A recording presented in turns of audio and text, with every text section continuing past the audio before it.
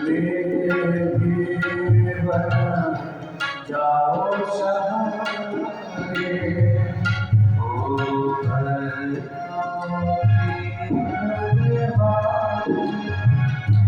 ओ भक्तों के भगवान रोज दिन बीत गए ओ भक्तों के भगवान रोज दिन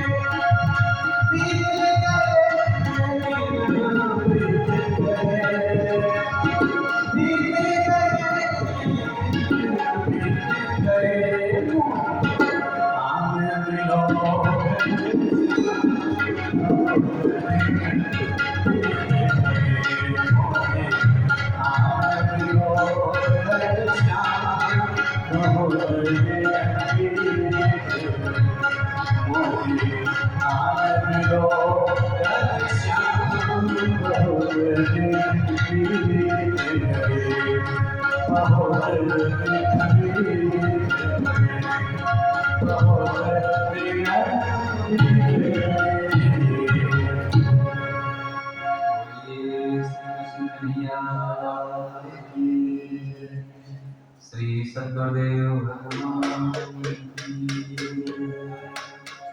संसार की जय जय श्री राम।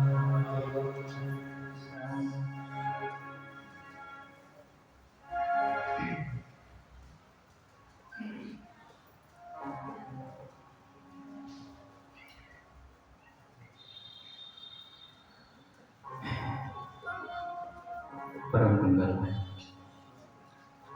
श्रीमद् भागवत महापुराण साप्ताहिक ज्ञान दिवस के आज पंचम दिवस में भगवान की अमृतमय कथा का श्रवण करने के लिए हम सब यहाँ पर उपस्थित हुए हैं।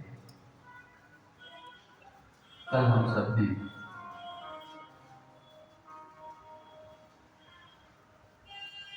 श्रवण किया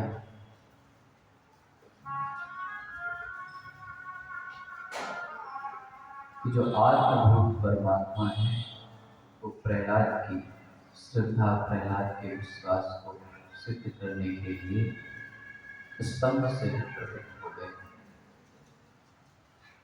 वही परमात्मा जो हम सबके हृदय में विराजमान है, आप सबके हृदय में विराजमान है, उस परमात्मा को बारंबार प्रणाम। जय सिया राम।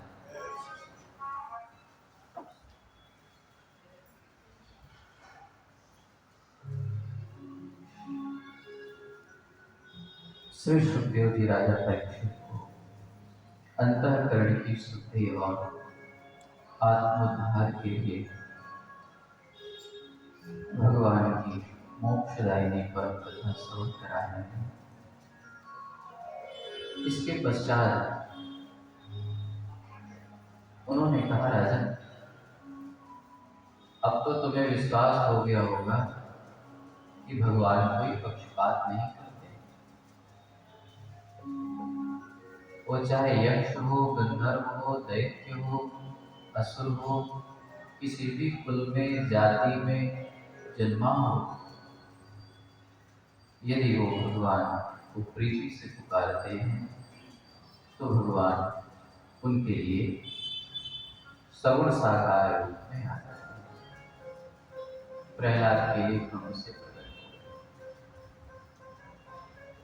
हो। ये तो रही मानव की बात। पशुओं के लिए भी भगवान आ जाते हैं।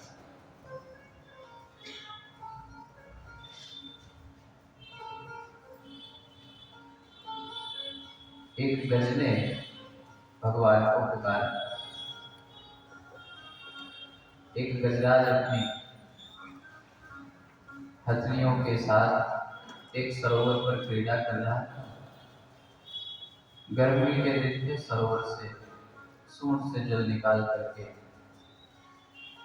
अपने ऊपर डालता, अपने जो पुत्र उसकी पत्नियां थी उनके ऊपर डालता, नहलाता, जल क्रीड़ा कर रहा था। उसी जल में उसी सरोवर में एक ग्राह मगरमच्छ, उस मगरमच्छ ने उस गजराज के पैर पकड़ लिए। तो उस गजराज ने भगवान को पुकारा।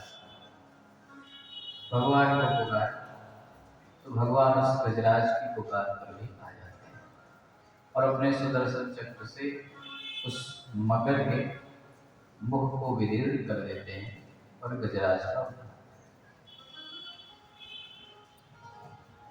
तो वस्तुतः बात इतनी ही है कि हमारी प्रीति जैसी होगी, यदि हमारी पुकार का कोई उत्तर नहीं आ रहा है तो इसका तात्पर्य यही है कि हमारा पुकारना कोई पुकारना नहीं।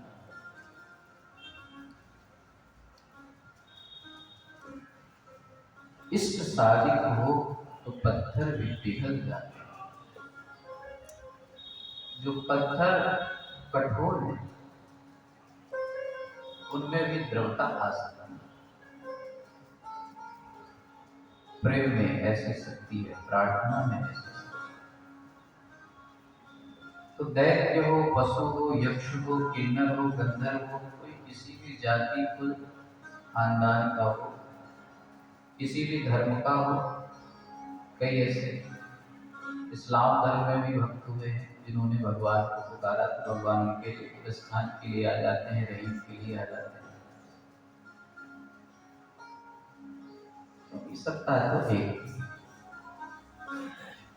तो हमारी प्रीति कैसी है, भगवान उसकी परख करते हैं। भगवान अब आगे श्री सुखदेव जी सूर्य और चंद्रवंश का वर्णन राजा परीक्षित को सुनाते हैं, जिस सूर्यवंश में साक्षात आदि पुरुष नारायण 4 रूपों में प्रकट होते हैं, राम, लक्ष्मण, भरत और शत्रुघ्न। सुखदेव जी कहते हैं राजा कथितो वंश विस्तारो भवतः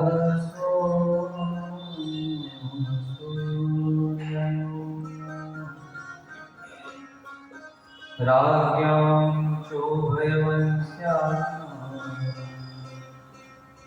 चरितं परमाद्भुतम्।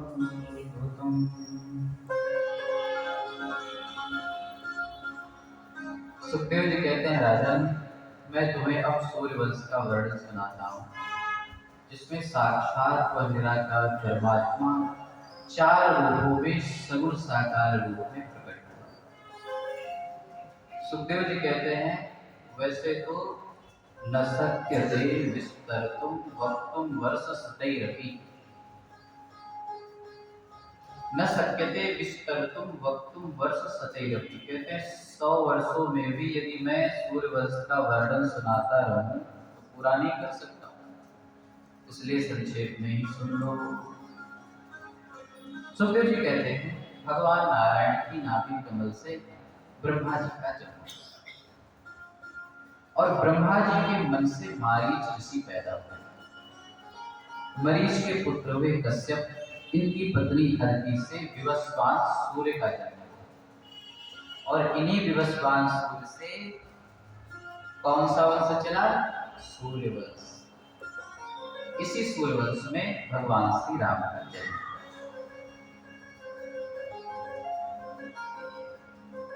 विवस्वान सूर्य की संज्ञा नामक पत्नी थी, जिनके पुत्र हुए श्राद्धदेव मनु और इनकी पत्नी थी श्रद्धा। इन्हीं के वंश में आगे चल के बड़े प्रतापी राजा हुए, भगीरथ हुए, जिन्होंने पृथ्वी पर अपनी तपस्या से गंगा जी का प्रादुर्भाव किया, जिनकी तपस्या से प्रसन्न होकर के गंगा जी आई। राजा सगर के 60,000 पुत्र थे, उन्होंने भगवान कपिल का अपमान कर दिया, उनकी दृष्टि से वो भस्म हो गए। तो उनके कल्याण के लिए गंगा जी को पृथ्वी पर आना, ऐसे विस्तार से कथा है। इसी सूर्यवंश में परम प्रतापी राजा दिलीप के पुत्र हुए रघु, रघु के पुत्र हुए अज, और राजा अज के पुत्र हुए दशरथ। इन्हीं दशरथ के यहाँ राम, लक्ष्मण, भरत और शत्रुघ्न का जन्म हुआ। बोलिए सियावर रामचंद्र भगवान की जय। भगवान सुखदेव ने एक ही श्लोक में सारी रामायण राजा परीक्षित को सुना दी। गुरुवर थे त्यक्तराज्यो व्यचरदनुवनं पद्मपदभ्यां प्रिया।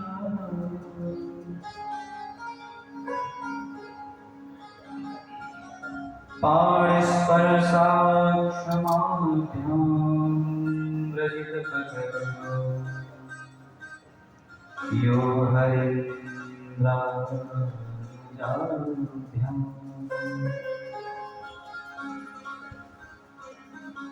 वैरोप्याक्षूपणख्यान्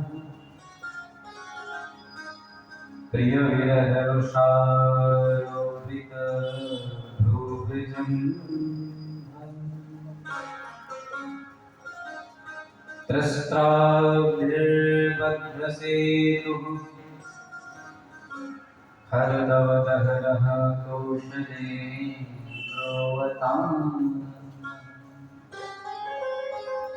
गुरुवर्थे त्यक्तराज्यो विचरदनुवरं पद्मपदभ्यां प्रियाय। सुखदेव जी कहते हैं कि गुरुदेव भगवान का कार्य सिद्ध करने के लिए और अपने पिता की आज्ञा का पालन करने के लिए भगवान श्री राम वन को गमन करते हैं, और ऐसे कंटकारीण मार्ग में चलते हैं। और ध्यान से सुनना, संक्षेप में सुना रहा हूँ क्योंकि समय बहुत कम है, इसलिए एकाग्रचित्त होकर के सुनोगे, नहीं तो 1 घंटे कब बीत जाएंगे, फिर कहोगे महाराज जी तो सब पूरा ही कथा पूरी।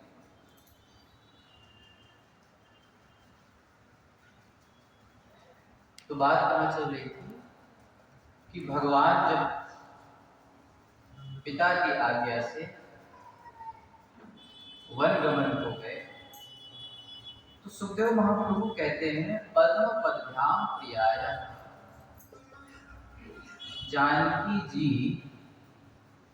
जब भगवान के चरण कमलों को छूती हैं, तो भगवान के चरण कमल इतने कोमल हैं कि जानकी जी के जो कर कमल हैं, भगवान के चरण जब जानकी जी अपने कर कमलों से स्पर्श करती हैं, तो भी उन्हें थोड़ा सा ठेस पहुंच जाती है, पीड़ा पहुंचती है, आघात पहुंचता है उनके हाथों से भी, इतने कोमल हाथ। और उन्हीं चरणों से प्रभु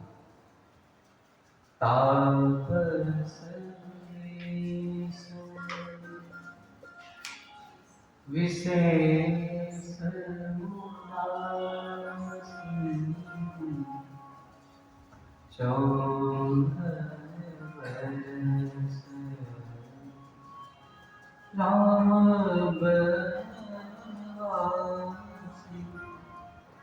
तपस्वियों जैसा वेश बना करके, वल्कल वस्त्र सन्यासियों जैसे वस्त्र सर पर जटाए और हाथ में धनुष बाण, पीछे लखन मैया, फिर जानकी मैया चले जा रहे हैं वन में।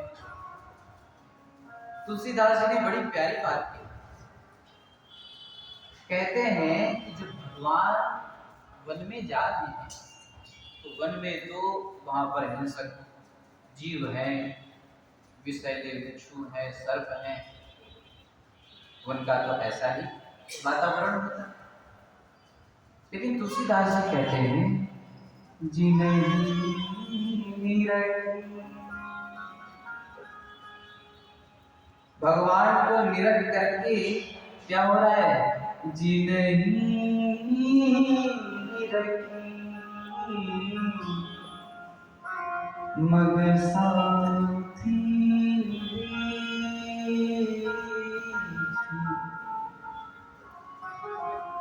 तजनी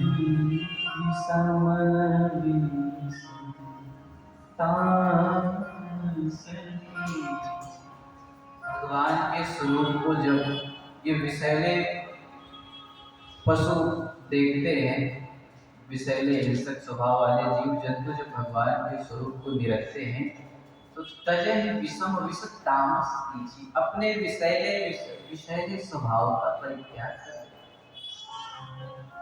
भगवान के दर्शन का ही लाभ। जब भक्त को अपने हृदय में प्रभु का दर्शन हो जाता है तो ये जो ईर्ष्या, द्वेष, ये जो दोष दृष्टि और जितने भी विकार हैं हमें दुख पहुंचाते हैं, ये जो हमारे भीतर विष रूपी विकार हैं, ये सब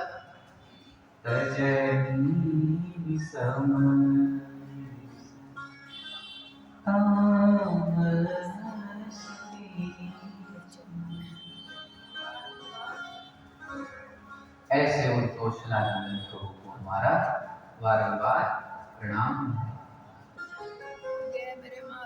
नवमी तिथि मध्यमास पुरीता शुक्ल पक्ष अभिजित हरिप्रीता। नवमी तिथि मधुमास शुक्ल पक्ष और मध्य दिवस है और भगवान श्री राम लक्ष्मण भरत का जन्म होता है।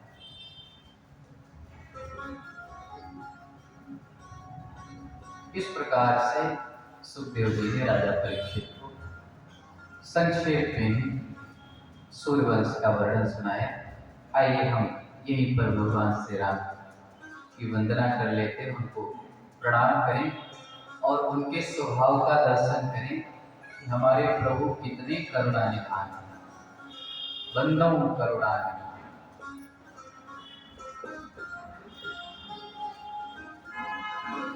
भगवान का बड़ा करुणामय स्वभाव है। कुछ लाइनें तुलसीदास जी की लिखी हुई है, आइए गाएं।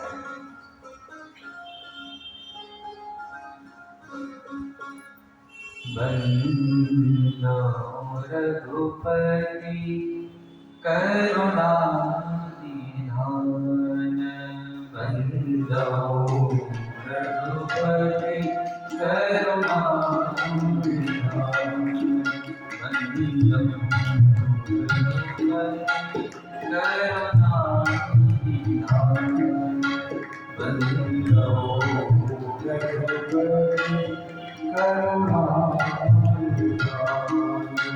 जाते छूटे मुझे ज्ञान, जाते छूटे भावे ज्ञान, जाते छूटे भावे ज्ञान, जाते छूटे भावे ज्ञान, बंदो रघुपति करुणा निधान, बंदो रघुपति करुणा निधान, बंदो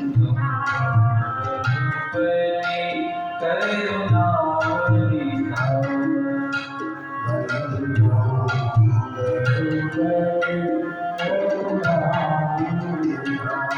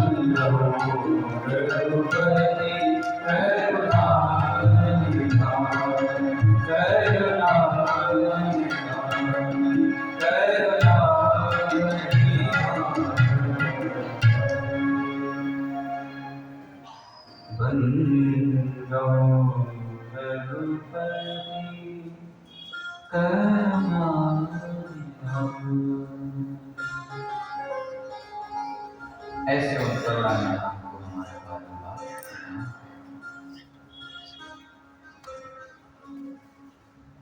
सुखदेव जी कहते हैं, राजा अब मैं तुम्हें चंद्रवंश का वर्णन सुनाता हूँ, जिसमें लीला पुरुषोत्तम श्री कृष्णचंद्र का अवतरण हुआ। भगवान नारायण की नाभि कमल से ब्रह्मा जी का जन्म। ब्रह्मा जी के नेत्रों से अत्रि ऋषि का जन्म हुआ।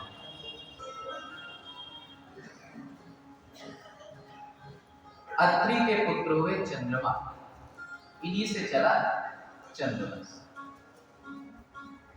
और इसी वंश में एक राजा हुए ययाति। ययाति के पुत्र हुए यदु, इन्हीं से चला यदुवंश। और इसी यदुवंश में भगवान श्री कृष्ण का अवतार हुआ। बोलिए श्री कृष्ण कन्हैया लाल की जय। इसी यदुवंश में एक सूरसेन नाम के राजा हुए, जिनके पुत्र थे वसुदेव, जिनका विवाह मां देवकी से हुआ। और इन्हीं के यहाँ 16 कलाओं से युक्त भगवान श्री कृष्ण।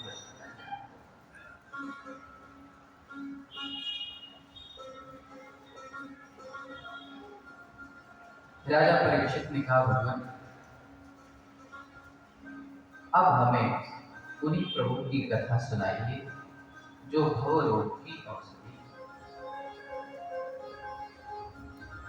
जिन प्रभु का आश्रय ले करके हमारे दादा पांडव महाभारत जैसा विशाल युद्ध ऐसे जीत गए जैसे कोई गौ के खुर से बना हुआ गड्ढा हो और उसको सहसा ही कोई पार कर जाए। जिनकी कथा, ये जो भव रोग है, हम सब भव रोग से ग्रसित हैं। भव रोग क्या है? जन्म मरण का जो आवागमन, ये जो त्रिगुणमयी माया है, इसके अधीन जो जीव है, उसका जो ये जन्म मरण चलता है, जन्म मरण का चक्र है, एक भवरोग। और भगवान की कथा कैसी है? भवरोग की औषधि है। निवृत्त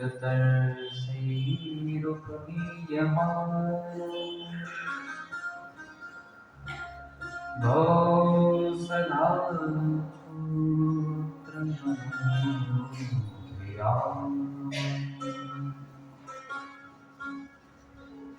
कौत्तम स्नोग गुणा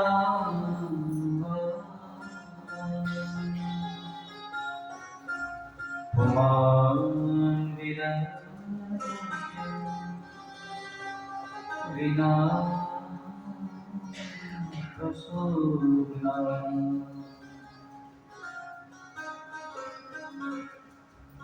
कौन होगा जो ऐसे उत्तम कीर्ति, पवित्र कीर्ति भगवान की कथा को नहीं सुन करना चाहेगा, जो भव रोग को मिटाने वाली। भगवान सुखदेव ने कहा कि राजन, मैं देख रहा हूं कि तुम 3 दिनों से ऐसे ही बैठे हो, और आज चौथा दिन है। राजा परीक्षित के लिए चौथा दिन था, हमारे लिए तो 5वां दिन हो गया है। तुम्हें कोई भूख प्यास नहीं लग रही?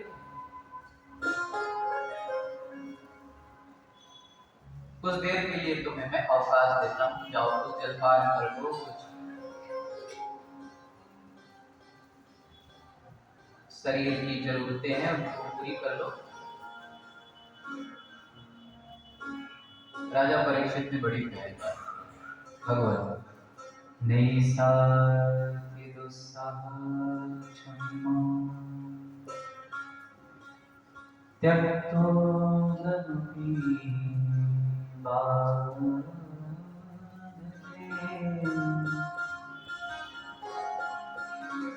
पिबन्तं त्वन्मुखाम्भोज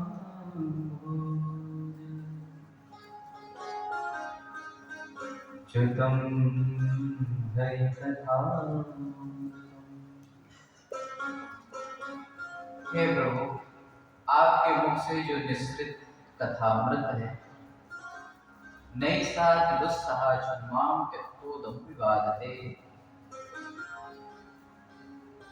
मुझे ना तो क्षुधा लग रही है, ना तो पिपासा लग रही है, क्योंकि मैं आपके मुख से जो निश्चित कथामृत है, इसका जो पान कर रहा हूँ, इससे ये सारी चीजें मिट जाए।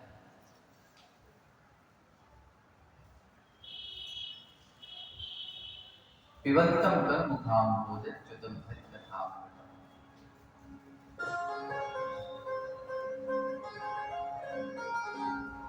सुखदेव जी ने कहा, अच्छा है, तो बड़ी प्यारी बात। अब राजा परीक्षित ने भगवान सुखदेव से भगवत कथा संबंधी कि भगवान अब हमें भगवान की कथा श्रवण कराए। सुखदेव जी ने कहा, देखो राजन, वासुदेव कथा कृष्ण पुरुषां स्त्री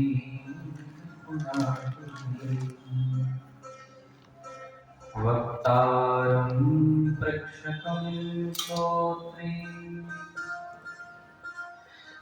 तत्पादसलिलं यथा।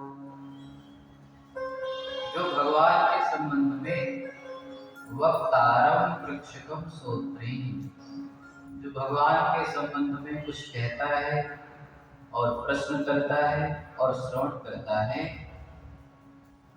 वक्तारं प्रेक्षकं श्रोत्री तत्पादसलिलं यथा, वो वैसे ही पवित्र हो जाता है जैसे भगवान के चरणों का चरणामृत हम पान करते हैं तो वो हमें पवित्र कर देता है। ऐसे ही भगवान की कथा के संबंध में जो सुनता है, प्रश्न करता है और बोलता है, वो वक्ता, श्रोता और प्रश्नकर्ता तीनों ही पवित्र हो जाते हैं। सुखदेव जी कहते हैं, राजन, जब पृथ्वी पर चारों तरफ दुष्ट राजाओं का अत्याचार बढ़ गया, तब पृथ्वी दुष्ट राजाओं के भार से पीड़ित होकर के ब्रह्मा जी के पास, और ब्रह्मा जी के पास जाकर के याचना की कि प्रभु हमें इन दुष्ट राजाओं के भार से मुक्त करिए। तो ब्रह्मा जी समस्त देवताओं के साथ क्षीर सागर में गए और वहां पर जाकर के पुरुषोत्तम के द्वारा भगवान की प्रार्थना की, भगवान का ध्यान किया। जैसे ही ब्रह्मा जी ने भगवान की प्रार्थना की, ध्यान किया, तो ध्यान करते करते ब्रह्मा जी समाधिस्थ हो गए। ब्रह्मा जी की समाधि लगी और समाधि में ही भगवान ने सारी बात बतला दी। क्या बात बतलाई? वसुदेव गृहे साक्षात् भगवान पुरुषः परः जनिष्यते तत्प्रिया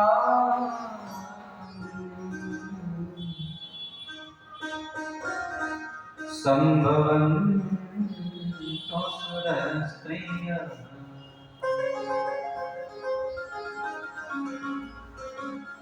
ब्रह्मा जी को भगवान ने समाधि अवस्था में ही सारी बात बताई। वसुदेव गृहे साक्षात् भगवान पुरुषः परः। ब्रह्मा जी ने आंखें खोल करके और पृथ्वी को सांत्वना देते हुए समस्त देवताओं को बतलाया, तो देखो देखो भगवान ने हमें सारी बात बतला दी है। मैं यदुवंश में वसुदेव जी के यहाँ जन्म लूंगा और समस्त देवी देवताओं से कह दो कि वो ब्रजमंडल में जाकर के गोपी बाल बन जाएं और हमारी लीला में सहयोग करें। जनिष्यते तत्प्रियार्थम संभवन्तु सुरस्त्रियः। इस प्रकार से सभी अपने अपने लोक को लौट आए। इधर सुखदेव जी कहते हैं, सूरसेन के जो पुत्र हैं वसुदेव, उनका विवाह उग्रसेन के भाई देवक की कन्या देवकी के साथ हुआ और उग्रसेन का ही पुत्र है कंस।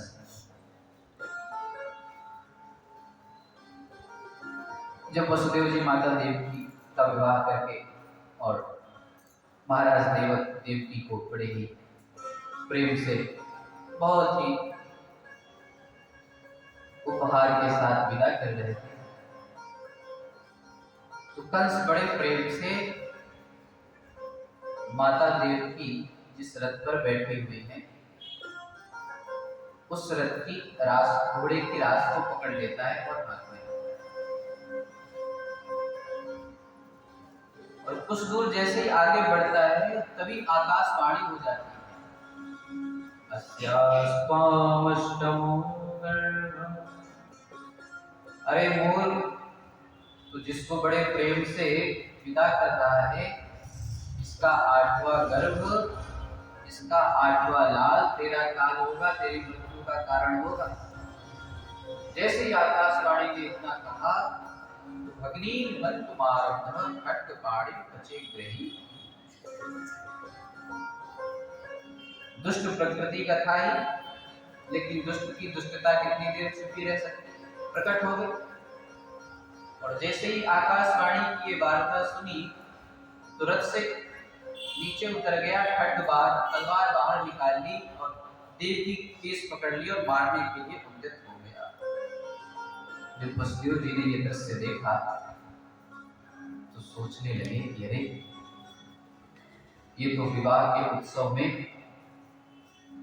विभत्स दृश्य कैसे प्रकट हो गया, अब इस दुष्ट को कैसे समझाऊं। तो कहने लगे, हे सातवा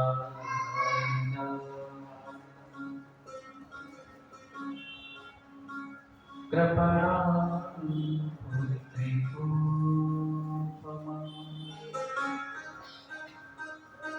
हन्तुं नार्हसि कल्याणमिमां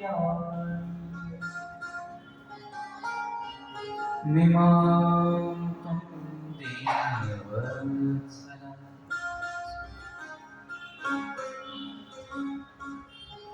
वसुदेव जी कहने लगे,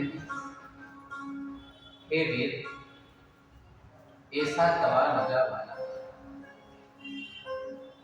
देखो राजा, सबसे पहले तो ये स्त्री है, फिर दूसरी तुम्हारी बहन है, फिर तीसरा अभी अभी इसका विवाह हुआ है,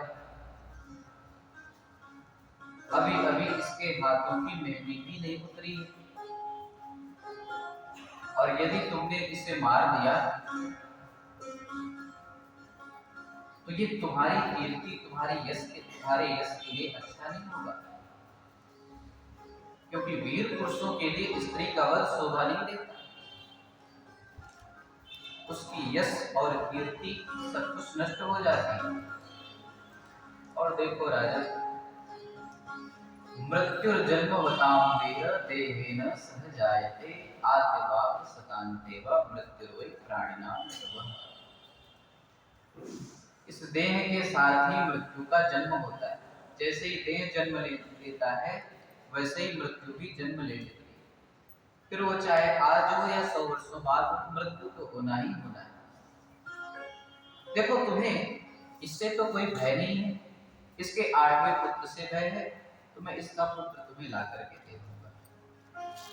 ये मैं तुम्हारे सामने प्रतिज्ञा करता हूं।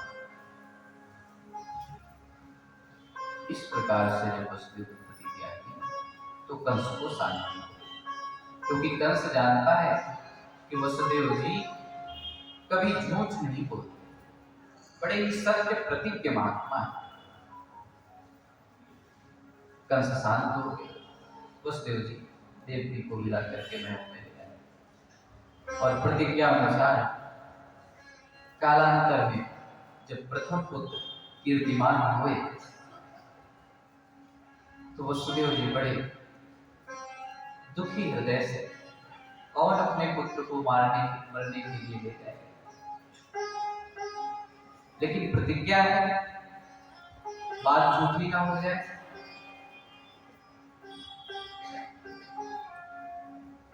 तो कंस के पास ले गए। सुखदेव जी बड़ी प्यारी बात कहते हैं कि राजन, किम दुःसहं नो साधूनां विदुषां किमपेक्षितम्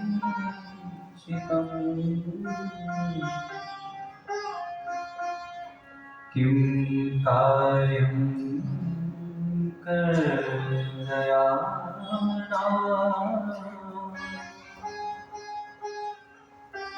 दुस्त्यजं किं धृता किम दुस्सहं न साधूनां। जो साधु है उसके लिए संसार का कैसा भी दुख हो वो सह जाते हैं। किम दुस्सहं न साधूनां विदुषां किम अपेक्षितम्। जो विद्वान है उन्हें किसी से कोई अपेक्षा नहीं रहती कि आप हमें सम्मान दे दो, आप हमें माला पहना दो, आप हमें सम्मान दे दो, आप हमें पैसा दे दो।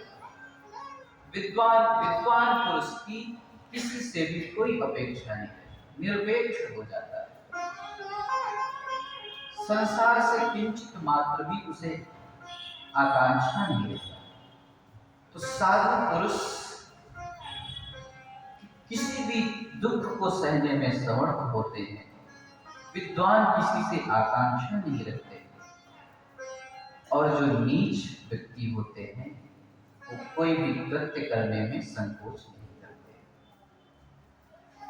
और जिन्होंने अपने हृदय में भगवान को धारण कर रखा है वो कुछ भी त्यागने में संकोच नहीं करते। इसीलिए जब सहसा राम, मैंने कई बार कहा है, उनके जीवन चरित्र को सुनाते हुए कई सम्मेलनों में पीछे भी कहा है, अभी ध्यान आ गया तो कह देता हूँ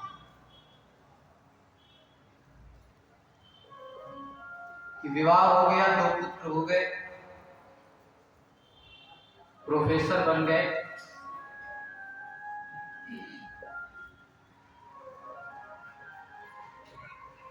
लेकिन हृदय में भाव आ गया कि मैं संन्यास्त होना चाहता हूं, मैं किसी हिमालय के उत्तुंग शिखर में जाकर के समाधिस्थ होना चाहता हूं और परम ज्ञान को धारण करना चाहता हूं। तो समस्त घरबार को त्याग करके चल पड़े।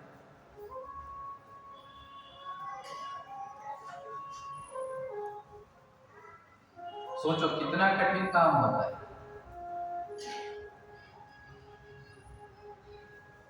जिसके पास इतना सब वैभव हो, इतना अच्छा संसार हो, उसको त्यागना इतना कठिन काम। लेकिन किम दुस्सहम नु साधूना दुष्त्यजम किम हुतात्मना, जिसके हृदय में भगवती सत्ता प्रकट हो गई है, उसके लिए फिर कुछ भी त्यागना असंभव नहीं है।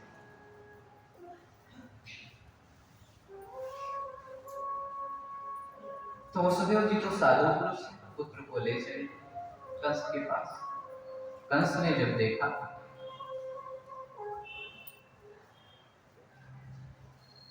तो बड़ा प्रसन्न हुआ कि वसुदेव तो बड़े सत्य प्रतिज्ञ हैं। तो वसुदेव जी से कहने लगा, देखो अरे अरे नहीं, मैं इसे नहीं मारूंगा, ले जाओ, मुझे तो 8वें पुत्र से भय है, इससे तो कोई भय नहीं, इसको ले जाओ। वसुदेव जी लौटा है। इधर नारद जी आते हैं, नारद जी कहते हैं, देखो देखो कंस,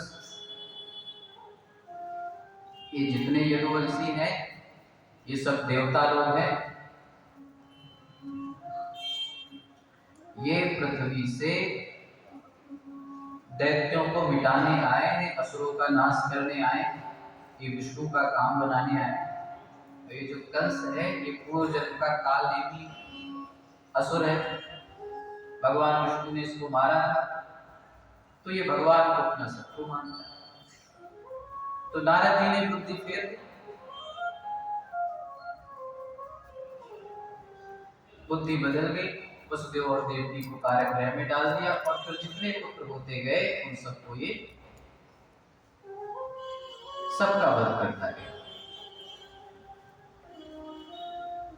और अब भगवान के अंश स्वरूप जिनको शेष कहते हैं वो मां देवकी के गर्भ में आए सर्वप्रथम। तो भगवान ने योग माया को आदेश दिया, योग माया से कहा कि देखो तुम मथुरा में जाओ और वहां पर हमारे अंश भगवान शेष हमारी मां देवकी के गर्भ में विराजमान है, उनको वहां से ले जा करके गोकुल में मां रोहिणी के गर्भ में स्थापित कर दो, जो नंद बाबा के गोकुल में निवास करती है। ये योग माया कौन है? दुर्गेति भद्रकाली विजया वैष्णवी च, जिनको हम दुर्गा, भद्रकाली, वैष्णव देवी, ये भगवान की योग माया है। यही मां यशोदा के गर्भ से पुत्री रूप में जन्मती है। तो भगवान ने अपनी योग माया को आदेश दिया कि गच्छ देवी व्रजं भद्रे गोपगो विरलं कृतं रोहिणी वसुदेवस्य भार्यास्ते नंदगोकुले। योग माया ने वैसा ही किया। भगवान के अंश भगवान शेष को माँ रोहिणी के गर्भ में स्थापित कर दिया और स्वयं योग माया माँ यशोदा के गर्भ में प्रविष्ट हो गई और इधर भगवान माँ देवकी के गर्भ में आ गए। सबसे पहले तो सुखदेव जी कहते हैं सर्वप्रथम भगवान वसुदेव जी के मन में आए और मन से फिर माँ देवकी के गर्भ में प्रविष्ट हुए। भगवान विश्वात्मा भक्तानां भयंकरः आविवेशान्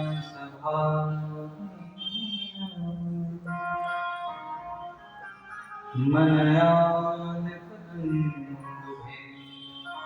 देखो भगवान को कहीं आना जाना नहीं है, भगवान का जन्म साधारण शिशु की भांति नहीं होता है, सारा संसार उनके अधीन है और योग माया से वो कर्तुम अकर्तुम अन्यथा कर्तुम सर्वथा समर्थ हैं। तो जब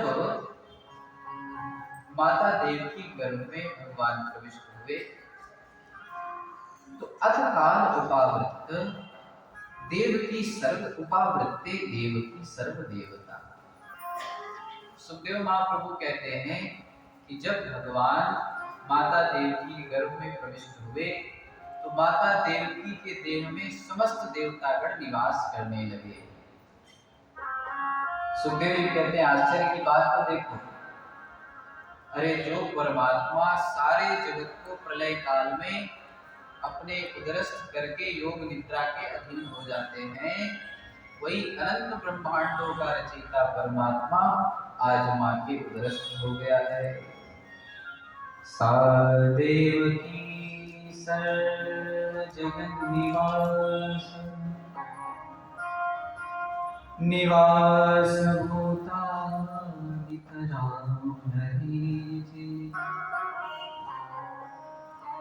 भोजेन्द्र देहि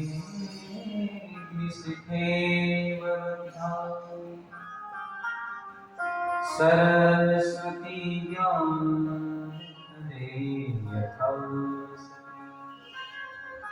जो सर्व जगत निवास है, सारे जगत में निवास करने वाले हैं, सारा जगत जिनमें निवास करता है, वही सर्व जगत निवास प्रभु माँ देवकी गर्भ में निवास करने लगे।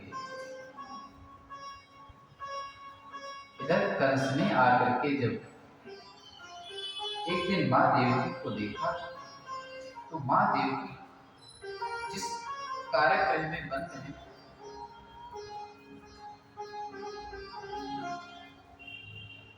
उस बंदी गृह के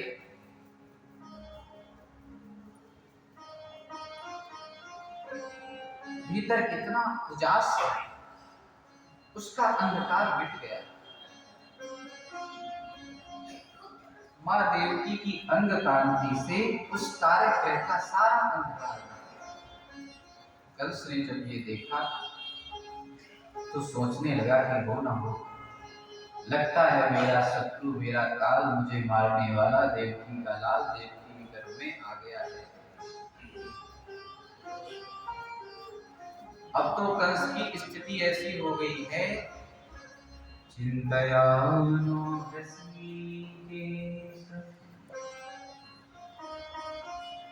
मपश्य तन्मयं जगत्।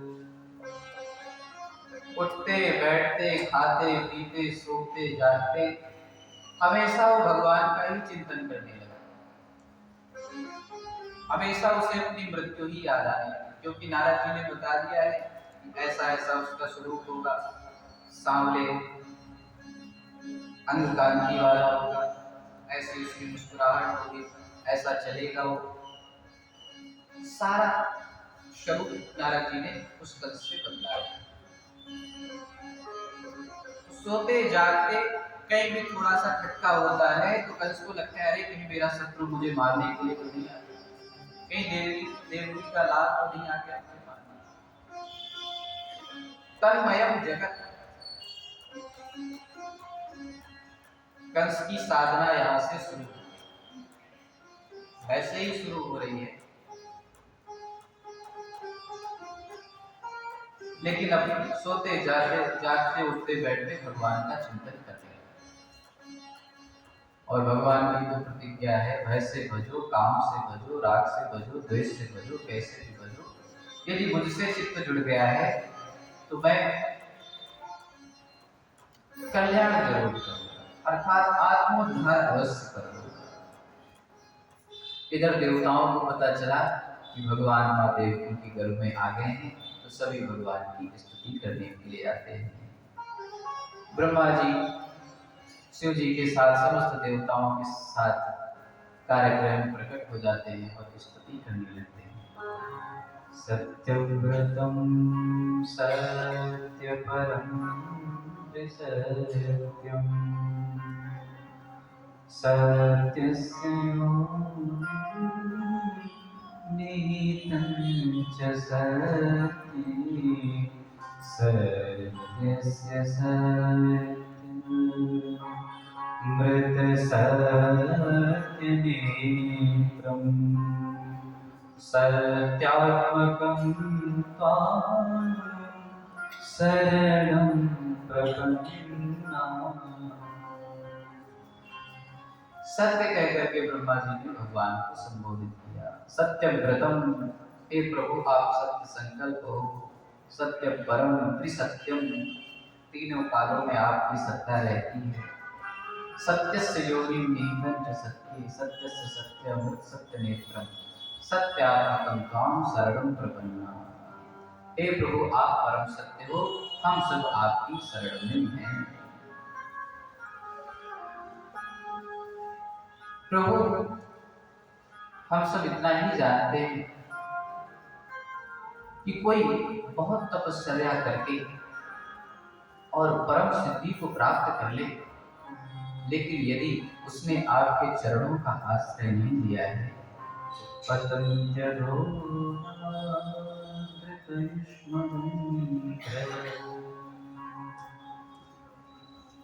यदि उसने आपकी कृपा का, आपकी भक्ति का, आपके चरणों का आश्रय नहीं लिया है, तो उसका भी पतन हो जाता है।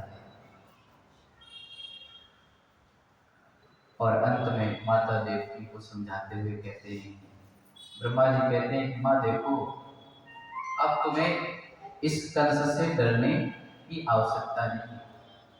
क्यों नहीं है? क्योंकि काल भी अर्थात मृत्यु भी जिससे भयभीत होती है, भय भी जिससे भयभीत होता है, वो भक्ता नाम भयंकर, भक्तों के भय को हरण करने वाले भगवान आपके गर्भ में आ गए हैं। इसलिए मां भूत भयं बोलो जपते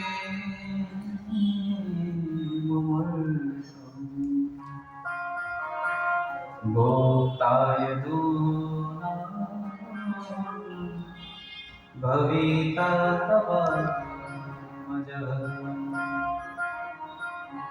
भूत भयं भोजपते।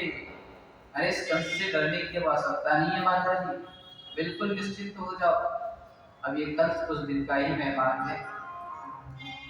इस प्रकार से सांत्वना देकर के समस्त देवतागण भगवान को प्रणाम करके चले गए।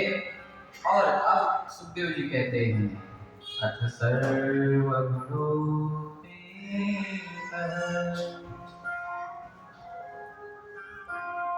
कालः परम शोभनः। अब भगवान के जन्म की वह शुभ घड़ी आ गई, रोहिणी नक्षत्र आ गया, ग्रह तारे सब शांत हो गए, समस्त पृथ्वी आनंद में भर गई, क्योंकि आनंद सिंधु पधारने वाले हैं। नदियों का जल शीतल हो गया, सुंदर वायु बहने लगी, वर्षा ऋतु में शरद ऋतु के गुण प्रकट हो गए, चारों तरफ आनंद ही आनंद। सरोवर में सुंदर सुंदर कमल के पुष्प खिल गए, मही मंगल भूयिष्ठ पुरग्राम प्रजादिषु। मही मंगल भूयिष्ठ पुरग्राम प्रजादिषु। सारी नवनी, सारी पृथ्वी, सारी धरा मंगलमयी हो गई है। सारे ग्राम, सारे नगर सब सज धज गए हैं। शरद ऋतु ने अपने सौंदर्य को प्रकट कर दिया है, समस्त ऋतुएं प्रकट हो गई है। सारी सृष्टि शांत और सुरम्य हो गई है। समस्त सृष्टि में माधुर्य और ओज पैदा हो गया, सौंदर्य, सौष्ठव पैदा हो गया, सौंदर्य पैदा हो गया। और तब उस घड़ी में आविराशीद यथा प्राच्यां दिशिन्दूरिव पुष्कलः। सुखदेव जी कहते हैं कि जैसे प्राची से चंद्रमा उदित होता है, वैसे ही भगवान का प्राकट्य। जैसे जब सूर्योदय होता है और सारा अंधकार मिट जाता है, वैसे ही भगवान जब प्रकट हुए तो जो कारागृह का सारा अंधकार था वो सब मिट गया।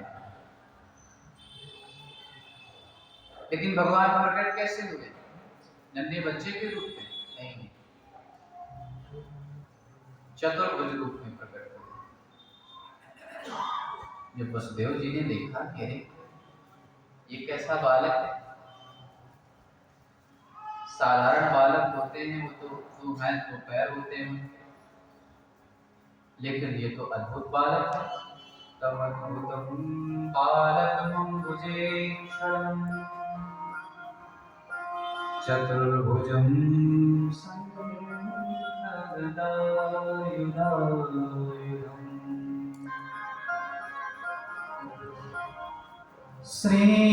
श्रीवत्सलक्ष्मं गलशोभितौस्तुभम् पीताम्बरं सान्द्रपयोधसौभगम्। वसुदेव जी भगवान की उस बाकी झांकी छटा को देख रहे हैं तो मन में विचार करते जा रहे हैं कि तम अद्भुतम बालकम, अरे ये तो अद्भुत बालक है। कैसे अद्भुत बालक है? चतुर्भुजम शंख गदा युधायुधम, चार भुजाएं हैं और शरीर पर पीतांबर है। उन चार भुजाओं में शंख चक्र गदा पद्म, शंख चक्र गदा पद्म भगवान धारण किए हुए।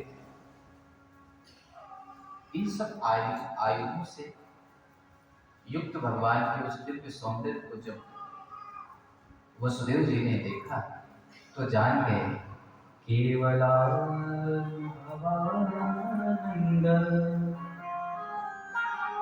भगवान की स्तुति करने लगे।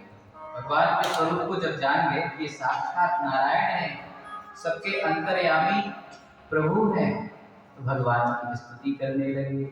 केवलानुभवानंद स्वरूप सर्वबुद्धि विदितोऽसि भवान् साक्षात्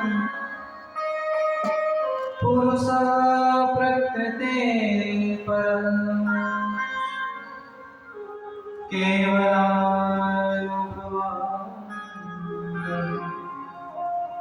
स्वरूप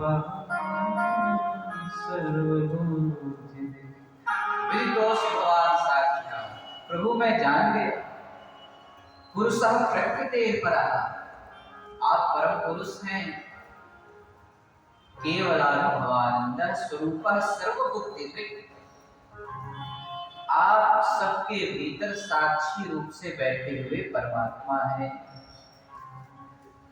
और केवलानुभवानंद, केवल आनंद स्वरूप है। आपका जो स्वरूप है, आप आनंद स्वरूप है। इस प्रकार से भगवान की स्तुति की और फिर भगवान ने सारी बात बतला दी कि पिताजी अभी तो मेरा एक चतुर्भुज रूप है, जब मैं नन्हे शिशु के रूप में आ जाऊं तो मुझे ले जा करके नंद बाबा की गोद में छोड़ाना और वहां पर योग माया जो पुत्री रूप में माँ यशोदा के गर्भ से जन्मी है उनको ले आना। इस प्रकार से सारी बात बतला दी और वसुदेव जी अब भगवान को लेकर के जैसे ही चलने के लिए हुए, अभी जो भगवान का चतुर्भुज रूप था वो अब नन्हे शिशु के रूप में आ गया।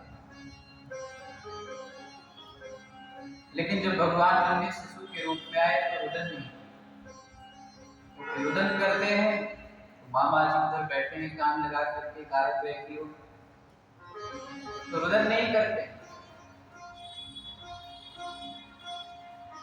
और श्री कृष्ण तो सारे जीवन ही मुस्कुराते हैं, कितनी कठोर परिस्थितियां आई अभी आप आगे सुनते ही जाएंगे उनका जीवन चरित्र। इसीलिए उनको एक उपाधि दे दी रसराज। परमात्मा को कह ही दिया कि रसो वैसा, भगवान में दुख है ही नहीं, क्लेश है ही नहीं, इसीलिए तो उनको ईश्वर कहते हैं, परमात्मा कहते हैं। पतंजलि ने भगवान की व्याख्या ही ऐसी की।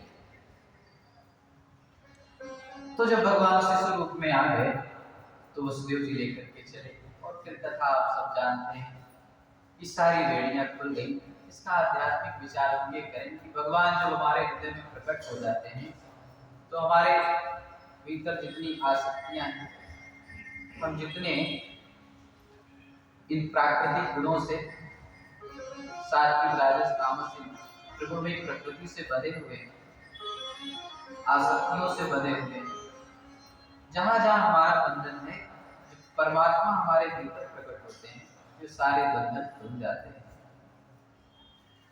और सारे सैनिक भगवान की योग माया से सो जाते हैं। इधर आकाश में बादलों को पता चला तो उमड़ उमड़ करके आकाश में बादल छा गए, भगवान का स्वागत सत्कार करने लगे, कहने लगे देखो हम भी हैं घनश्याम और हमारे प्रभु भी हैं घनश्याम, तो चलो स्वागत करते हैं। कैसे स्वागत करें?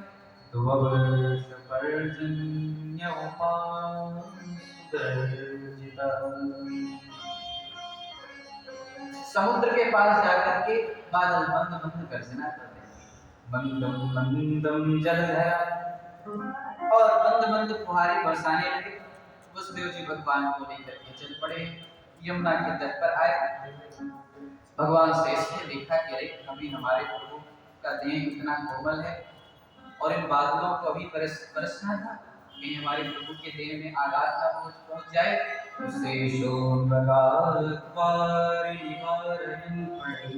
भगवान से सबके फलों को फैला करके वारी का निवारण करने लगे।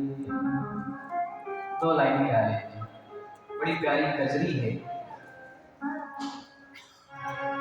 बरसन लागी बदरिया झूम झूम के, बरसन लागी बदरिया झूम झूम के, बरसन लागी बदरिया झूम झूम के, बरसन लागी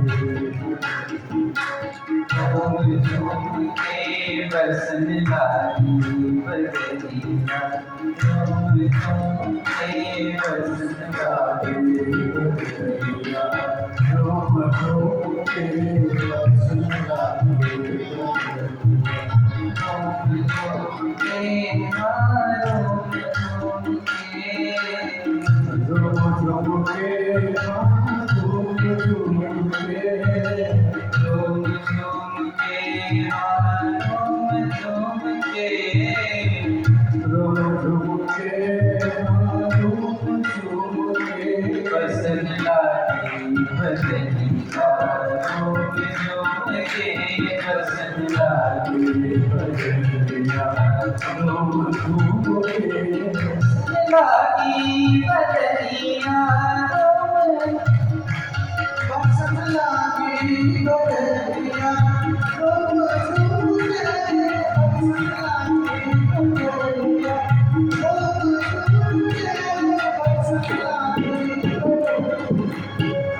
झूम के,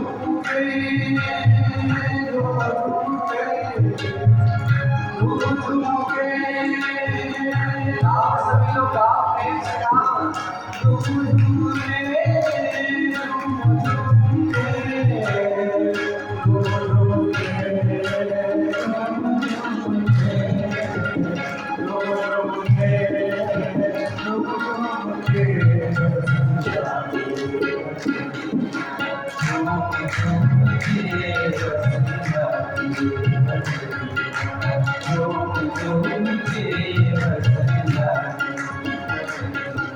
बादल गरजे बिजुलियाँ चमके, बादल गरजे बिजुलियाँ चमके, बादल गरजे बिजुलियाँ चमके, बादल गरजे बिजुलियाँ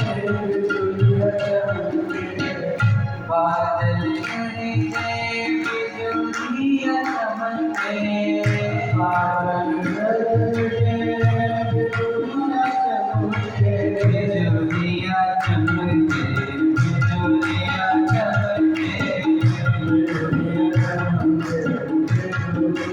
चमके, बादल गरजे बिजुलियाँ चमके,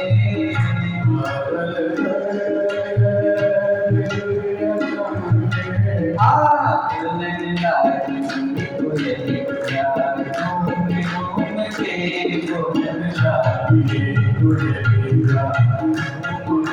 दुल्हन लागी कोयलिया घूम घूम के, दुल्हन लागी कोयलिया घूम घूम के, दुल्हन लागी कोयलिया घूम घूम के, दुल्हन लागी कोयलिया घूम घूम के, दुल्हन लागी कोयलिया घूम घूम के, बरसन लागी बदरिया घूम घूम के, बरसन लागी बदरिया घूम घूम के, लागी बदरिया घूम घूम के, बरसन लागी बदरिया घूम घूम के, बरसन लागी बदरिया।